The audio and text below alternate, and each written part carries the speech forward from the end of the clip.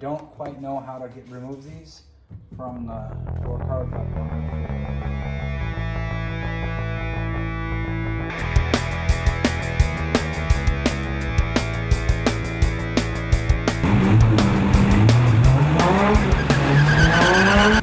this is busted really badly, and I wanted to get it fixed, and I ordered the new parts to go on here. As you can see. So what I gotta do is take this old door panel off. I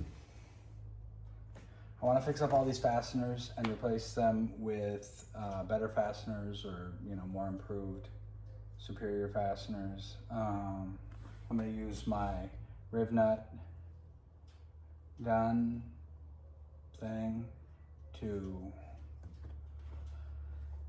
do some repairs on this door.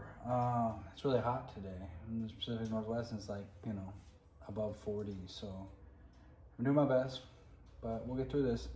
So I've already got all my tools laid out because I figured you wanted to wait around for me.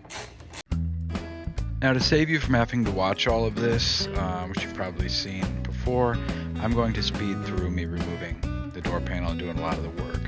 Basically, it's a bunch of clips around the outside edge, and then you just take a screwdriver and remove the screws from the top of the armrest, and then there are a couple more that are hidden behind the armrest that you got to remove. You can see that happening right here.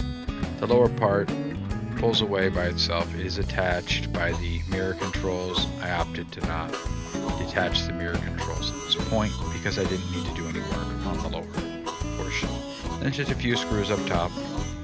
Remove the door lock, a few more clips, and then you can just lift it up and away. Here you can see I'm removing the power window door lock controls, and then showing you these clips that are holding on the pieces of trim that I'm going to be replacing. I kind of struggled with this here. At first I tried some straight long needle nose pliers thinking I could wedge them in and turn this. This is like an inverted nut. It has a hollow inside instead of a part that you can grab. So I went and tried a few different iterations of tools to try to get in there. Ultimately, I wound up going with the tried and true solution of bonking them out.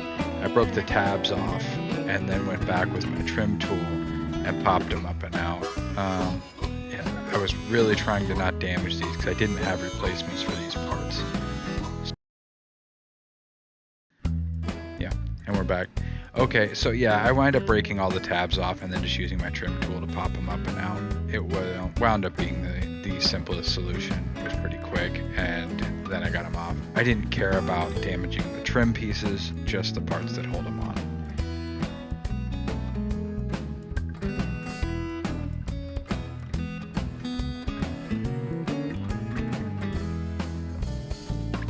And here I'm installing the new trim piece, and it just fits back through the same holes, and then these little top hat pieces, or whatever it was that I was just removing, go back on. Now here I tried to make a tool using a nut that fit into the hole, and a few different iterations of this. It just didn't work. The recess in these parts isn't deep enough to hold the nut. It's kind of rounded on the edges, so it was slipping out and causing me a lot of frustration. Plus it was a hot day, and some frustrations were abound anyway. But ultimately I did find a solution after struggling with basically this exact same situation that I had with removing them, which was everything I tried seems to not work.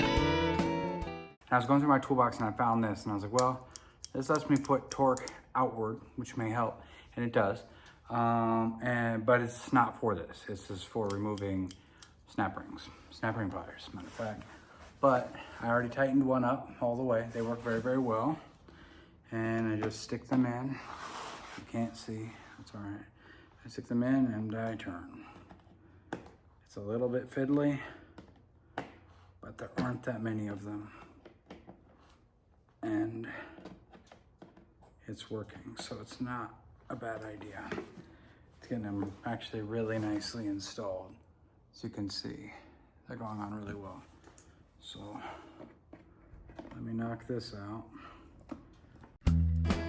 So at this point, I had a method for getting these pieces installed. It was working very, very well, and the rest of the install goes very smoothly. I grabbed the handle and the second trim piece, get everything fitted back up, all fastened together, and yeah, I mean, it looked brand new when it was done. So that was, you know, what we were going for here.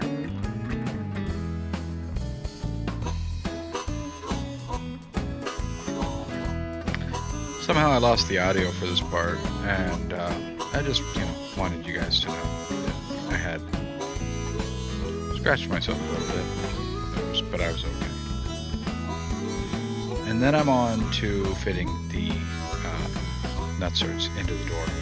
This I've done in another video. I will link that and include the link in the description if you want to see how I went about doing this and a bit of my rationale, I think, as to why I went about doing this, and think GM should have probably done it from the factory. But ultimately, this is just going to be a much better solution for the long-term usability and maintainability of these.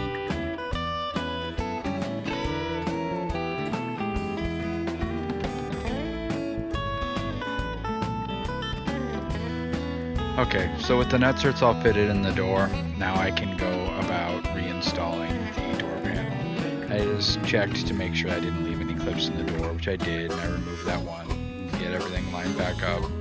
Make sure you get all the clips lined back up and reinstall all the switches, trim pieces, door lock mechanism. Make sure you line everything up. You know, look behind, check twice before you start slamming your fist into it to push the fasteners in, and you'll be all right.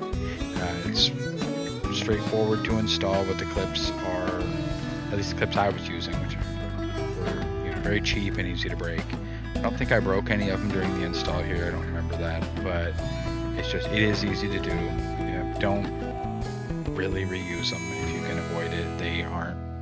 They don't hold up that well to a second use. The little fins on them that hold them in place tend to get mangled pretty bad, and you're better off just throwing new ones on. Here you can see I installed this rubber piece along the bottom of the door. I don't know how much that actually does, but I had both of them, and I installed the one in the other door, so I figured I might as well do that here.